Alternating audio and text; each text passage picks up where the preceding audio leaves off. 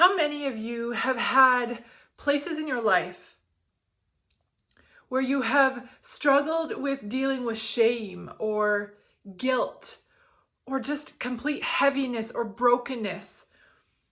Perhaps cycles of negative self-talk or self-sabotage, and you have just felt stuck.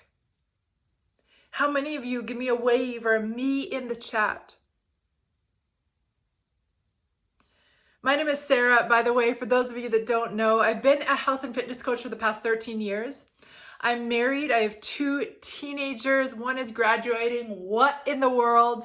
And I've been married for 16 years, happily for 9. We'll get into that.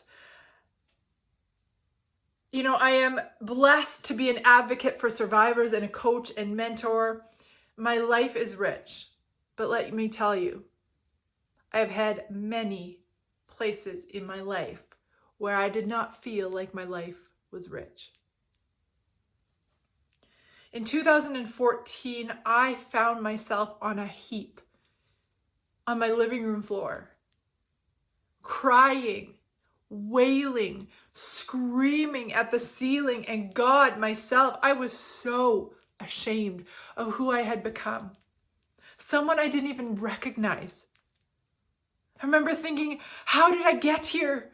How did I get here? Who am I? This is not the life I envisioned. How many of you have had moments in your life where you're like, this is not what I planned? How am I here? How many of you have had those places where it's like, I never saw this coming. This was not supposed to happen. Or you've struggled in those areas of, how could I have let this happen? How many of you? See, 3 months before, my husband and my marriage had just exploded. We had both come into our marriage with our own woundedness and brokenness, and we tried to make our marriage work for 7 years, and by the end, we were roommates who I said I hated. We had both been perpetrators and victims in the marriage. We had become people of deception and lies, and his side was hidden addictions. I had went outside the marriage. We caused an explosion with our kids caught in the crossfires.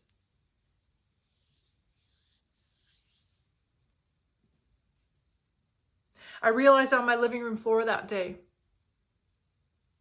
as I broke and cried and screamed, I felt this sense, this voice, not audible, but in my head saying, Sarah, the only way to repair is in the release. Brother or sister, where have you been holding on so tightly in your life that you have not had open hands to allow repair? See, in that moment, I'm like, my living room floor, it was like I all of a sudden had this aha of all the places I had tried to control because of the chaos inside. See, I came to the realization that the wounds from my past that I had tried to carry on and ignore were essentially, in a visualizing way, like bullets lodged inside. See, the wounds of my past, I had been raped, I had been in an abusive relationship, and I had this belief system about myself, and essentially that was as if I had been shot, and now I've been walking around with bullets lodged inside my soul, spirit, body, put finger bandages over them, pulled my shirt down, and had tried to do life without taking care of the wounds. I got this. I'm okay. I'm strong. I can take care of myself. You know, I had learned as a young child to do life alone, that it wasn't safe to give my emotions to anyone else. Anyone else identify with that? You learned that you had to have your own back, that life or people couldn't be trusted. Had those moments that you have those belief systems. So I had carried on into a marriage, essentially carrying these bullets inside. What happens to our bodies in a very literal sense if we have bullets inside and we leave them? The very poison starts to seep into our soul. And so I shut myself into a cage until I became someone I didn't recognize. Have you ever had those moments of not recognizing yourself? And I so clearly knew that it was this voice that was outside my own saying, you need to release to have the repair.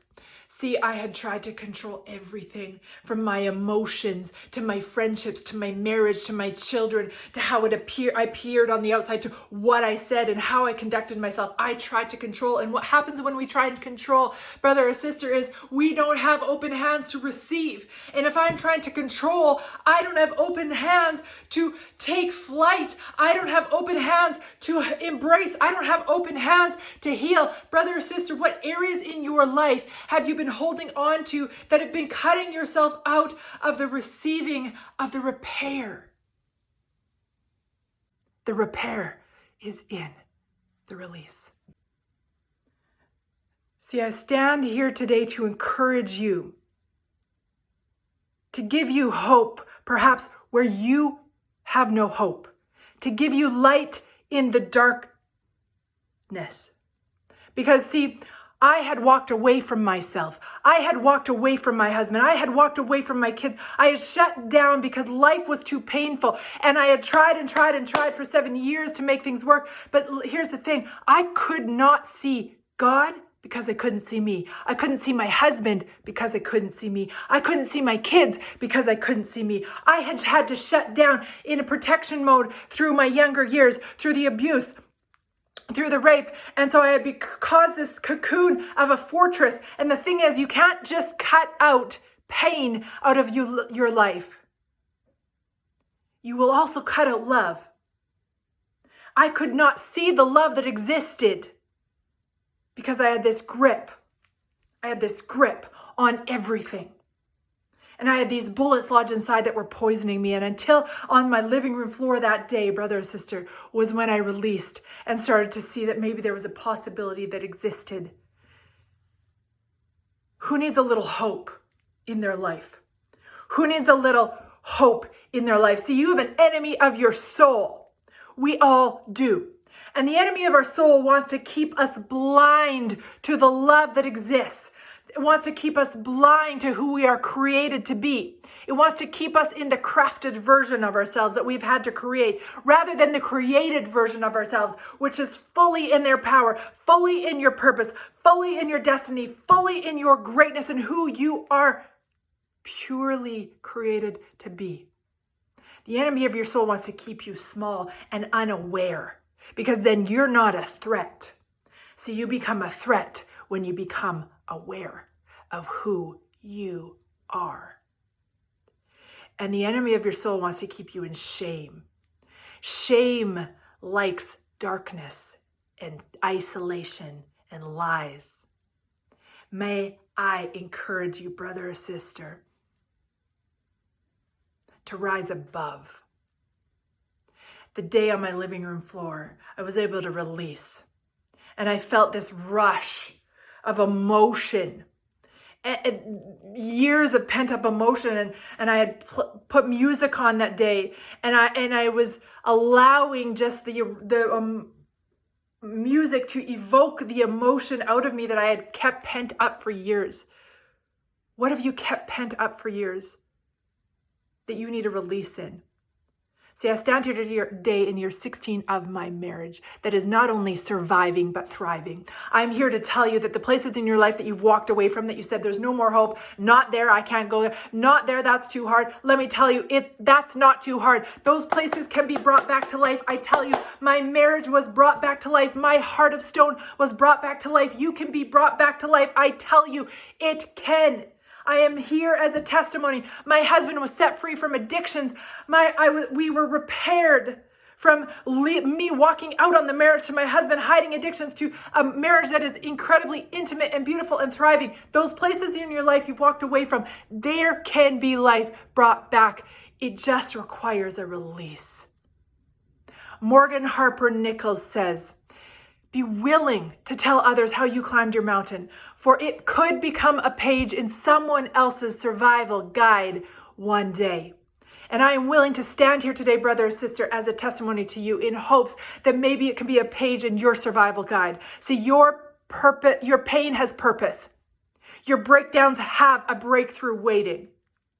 You have a destiny and purpose that's greater than perhaps you're able to see.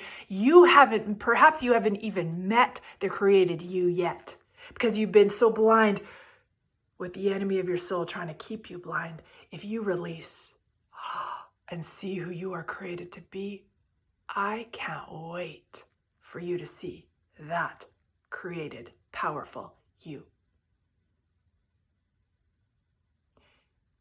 You unleashed, brother or sister, is the most powerful you.